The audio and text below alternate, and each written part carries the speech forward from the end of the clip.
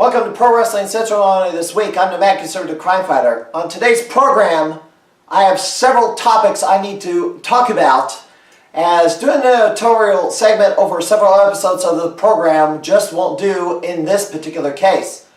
So, let's get started.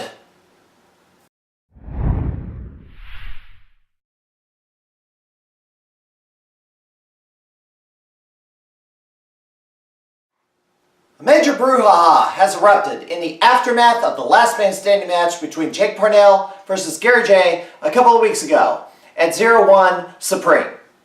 Heavy criticism from podcasters and a few promoters in the southeastern U.S. who are completely outside the Illinois-Missouri wrestling scene are complaining loudly that a cardinal sin against kayfabe occurred when the ring had the canvas and padding removed, exposing the lumber underneath, before a superplex was delivered onto it. The fans, they say, are not supposed to know how a ring is constructed because somehow it spoils the illusion. How it does it is unclear. Right now, anyone can look up any of the numerous videos on ring construction that are available on YouTube. Prior precedents of ring deconstruction have happened where the WWE ran an angle on Raw where the group that made up the first season of NXT, Wade Barrett, Daniel Bryan, Ryback, Heath Slater, and others, exposed the wood in an attack on John Cena. Impact Wrestling featured a no-holds-barred match where Bubba Ray Dudley tore the canvas and padding off the ring before giving Sting a pile driver on the wood, Sting with a reverse DDT on it later. And Brock Lesnar tore away the canvas and the padding before delivering an F5 on The Undertaker on the exposed wood in a Hell in a Cell match. They counter that TNA and WWE are guilty of exposing the business, though I, as a wrestling fan, have seen no evidence that this has changed the perception of professional wrestling any more than anything else that has been done over the years. The promoters who believe that no one should see the ring being set up or taken down would go to the absurd lengths at a festival event of setting up the ring at the crack of dawn and waiting until the last person has left the fairgrounds well into the very late night hours, greatly inconveniencing the ring crew. These same promoters would have blocked WWE legend, the Junkyard Dog, from bringing the kids into the ring to dance to Grab Them Cakes, or ravaging Rick Rude from bringing in a bunch of women in the ring for a beauty contest. I have seen the ring put up, torn down numerous times, even assisted with the construction. It has not changed my perception of the sport one iota. Those bumps still hurt, and the wrestlers are perfectly willing to demonstrate to you they hurt. The actual thing that greatly altered my perception of pro wrestling is the interaction of smart fans on the old dial-up modem bulletin board system wrestling discussion forums and the wrestling news websites on the World Wide Web. That is why today's wrestling fans are far more educated on what pro wrestling is, not because of seeing exposed padding on a ring. Yet these promoters are akin to still trying to convince you that Santa Claus, the Easter Bunny, and the Tooth Fairy are actually real long after you've decided otherwise. I have yet to hear a credible, believable argument on how seeing ring construction significantly changes anyone's minds. Why the discussion is focused on this is curious, as there are already agreement that Jake Parnell's horrific mouth injury should not have happened, and using the turnbuckle hook in the way it was completely unnecessary. While video on this match is online, I will not be showing this match on this program as something that ranks as the second worst injury that I have witnessed on a wrestling show live. Now, I turn to something that was invoked in the course of this discussion where I must absolutely annihilate once and for all the most asinine, childish, sophomoric, imbecilic, insulting argument that has been repeatedly used against me that's grossly offensive and royally pisses me off every time I hear it.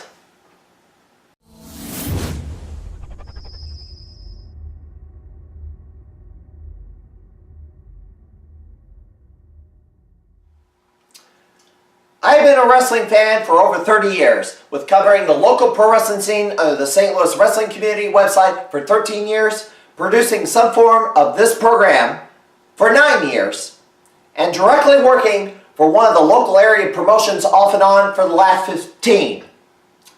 Yet every so often, someone else involved in pro wrestling, whether it be a wrestler, someone related to a wrestler, or a promoter, would use against me the most ridiculous, nonsensical, pointless, non-starter argument in a vain attempt to cover their weak or absurd position.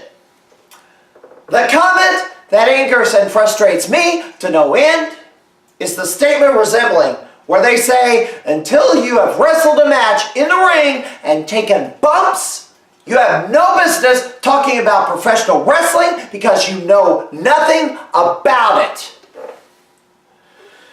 Yes, ladies and gentlemen, after 30 years of being a fan, they have judged my knowledge of professional wrestling to be absolutely zero. That is akin to telling me I am severely retarded and have crippling learning disabilities, which is absolutely asinine and makes me look at you as brazenly arrogant, insolent, and haughty. In other words, it is extremely disrespectful and sophomoric to say something like that to me. And doing so destroys any credibility you have, because if that is the best argument you can come up with, you are demonstrating how foolish and imprudent you are. And I will not waste my time arguing with a misguided, witless individual with nothing of substance to offer. How dare you insult my intelligence by saying such utter, unproductive crap? And you know why that is a completely ignorant thing to say? Because very likely you are lying out your butt if you claim to have never criticized how your food was cooked at a restaurant if you've never been a chef, how your car is repaired if you've never been a mechanic, how your money is managed if you've never been an accountant, how the law is enforced when you've never been a police officer, how your children are educated when you've never been a teacher, how the government is run when you've never held elected office. You starting to get the hint, guys?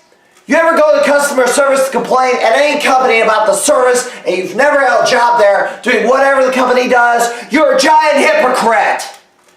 You complain about me commenting on the pro wrestling scene. Yet where do you get off telling anyone how to do their job when you've never held that job? So get off your high horse and stop spewing that bull crap to me. I'm tired of hearing it. I will not take you seriously, and I'll throw your resume in the garbage. The fans who buy the tickets have every right to criticize, even though most fans won't tell you, the promoter or wrestler, if they have issues with the show. They will wait for you to notice they are there by not buying the next ticket and make you watch the crowd get smaller. They will talk among themselves about what they saw, and believe me, I've overheard numerous things said about the wrestling in the crowd that they would never ever dare say on a public forum because they would be subjected to backlash like this. I know there's still some bitter people in the industry who are still angry at guys like Scott Keith, famed wrestling show reviewer who never wrestled a match himself and single-handedly took down World Championship Wrestling into oblivion with negative show reviews. What you ought to be doing instead, guys, is start listening to your audience. They have every right to their opinions as you do. Whether or not you agree with what they have to say, they are the ones who hold in their hands control of your success or failure as a promotion. Alienating your fans by treating them as ignorant peons who don't know what they are talking about is the quickest way to self-inflicted financial ruin.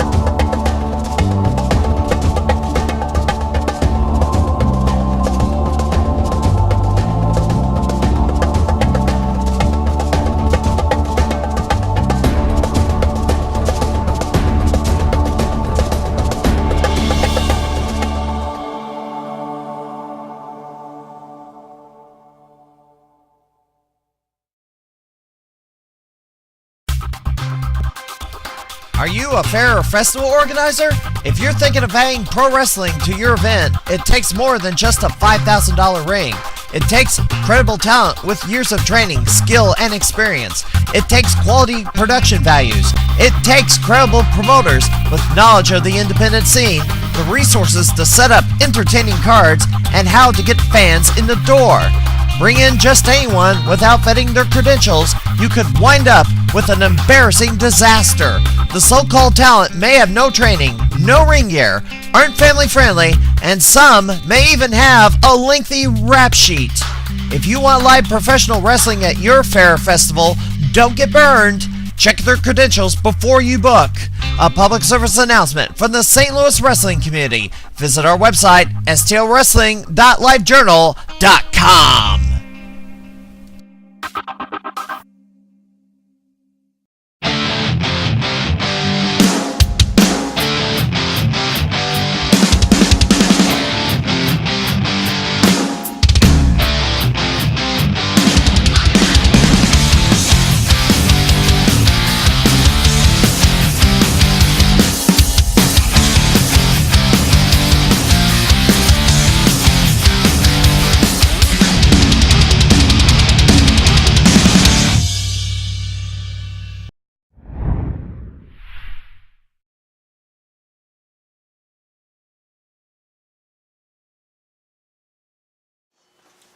In follow-up to the 2017 Year in Review show, Super Bowl Podcast contacted me expressing concern about how they were depicted in the reporting between the Smothers and the PWA.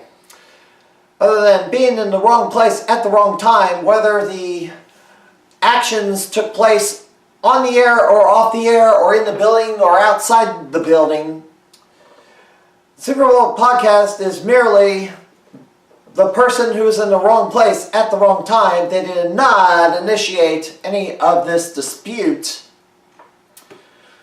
I stand by my depiction of the entire report, as I feel that the complaints are over mere semantics and not any substantive statement of fact.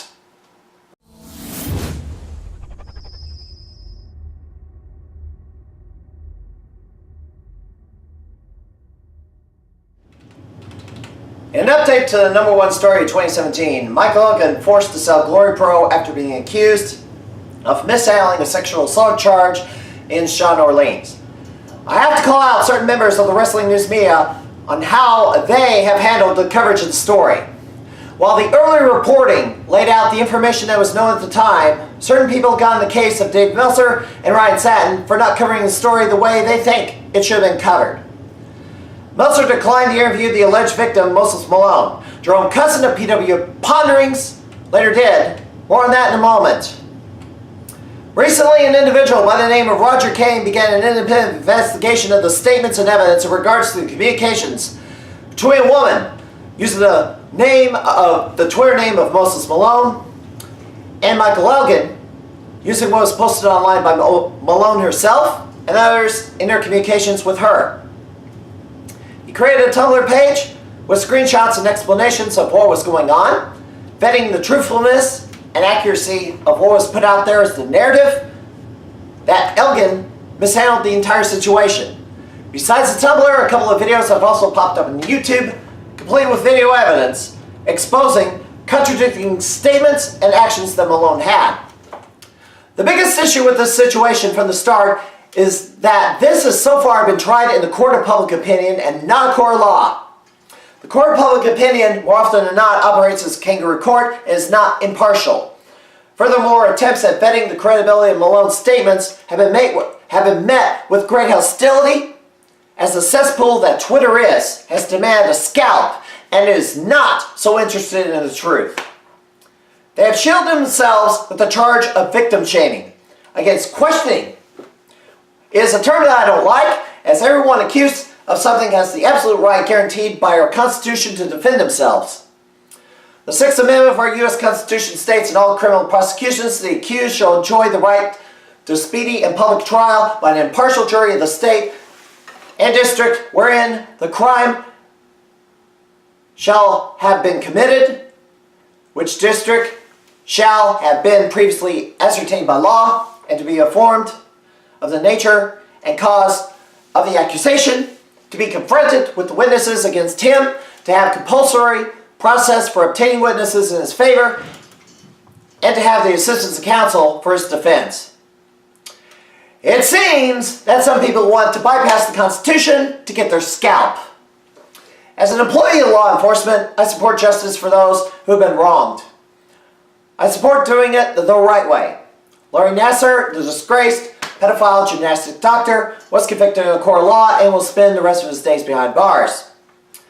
Hollywood actors, business leaders, and politicians who have been accused of misconduct should also face justice when there's been physical evidence of misconduct. But it has to be something more than mere accusations, because anybody can accuse anyone of anything, whether it's true or not. The line where the court of public opinion should stop is the decision of being associated with the accused, such as people can make calls for resignation or cutting off funds from the accused. Hollywood productions have dropped actors, news shows have dropped hosts, political parties have dropped fundraisers.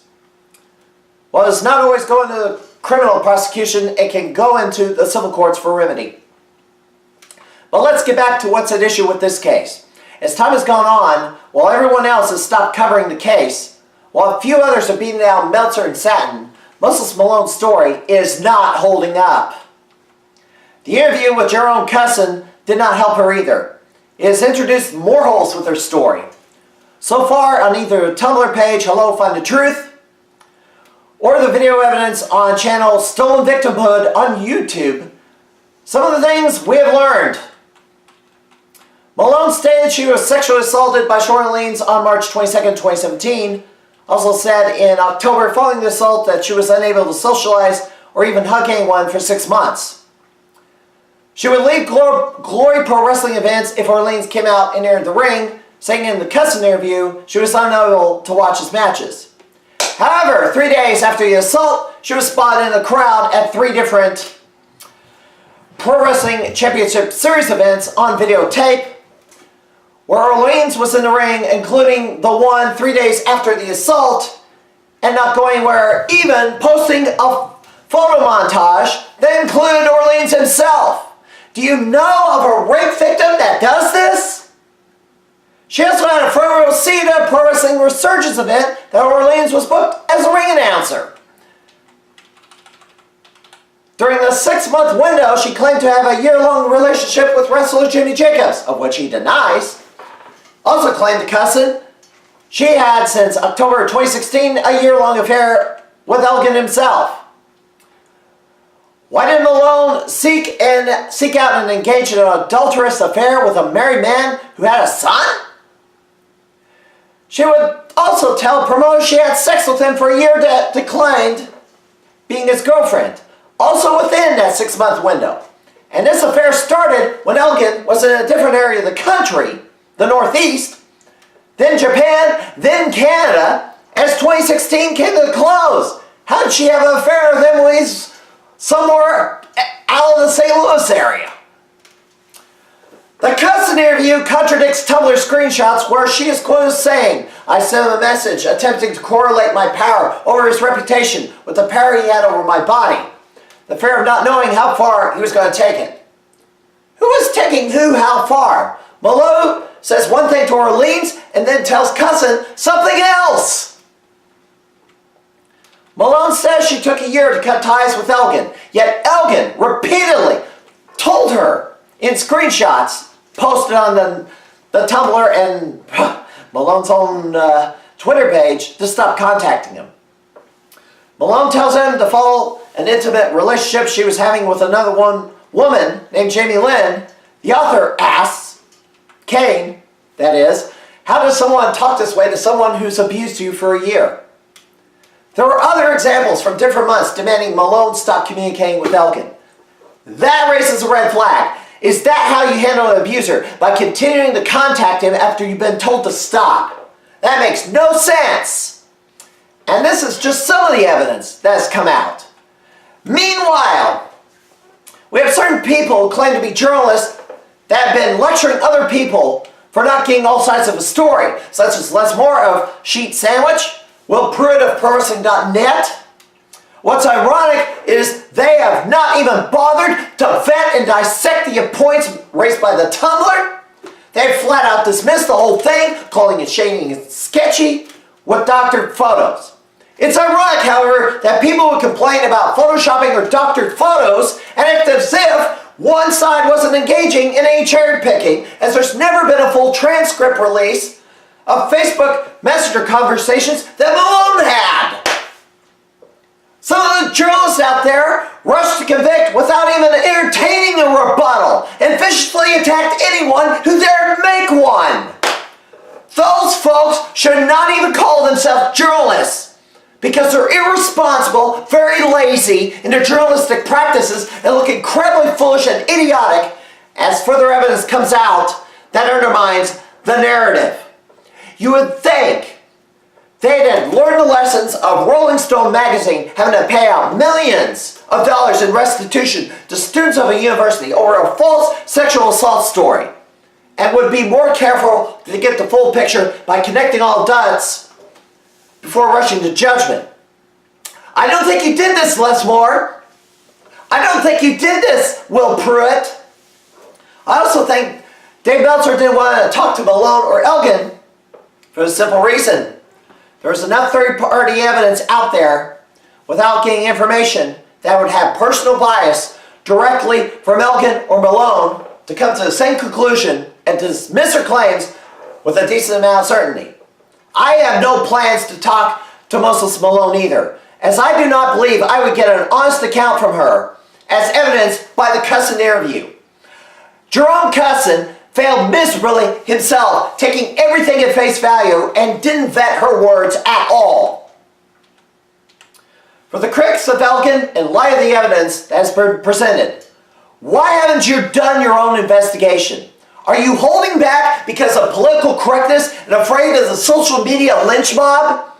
If you don't agree with the points that Kane raised, where's the explanation as to how he got it wrong? Instead of the minute of silence, you guys need to step up and explain yourselves. While you said Meltzer dropped the ball, you went and fumbled it yourselves right after. Bottom line, at this point in time, the promotions had cut Elgin, such as All-American Pro in the Chicago area that runs in LaSalle, Peru, on occasion, and the fans who believed the allegations initially should seriously consider giving Elgin a second chance.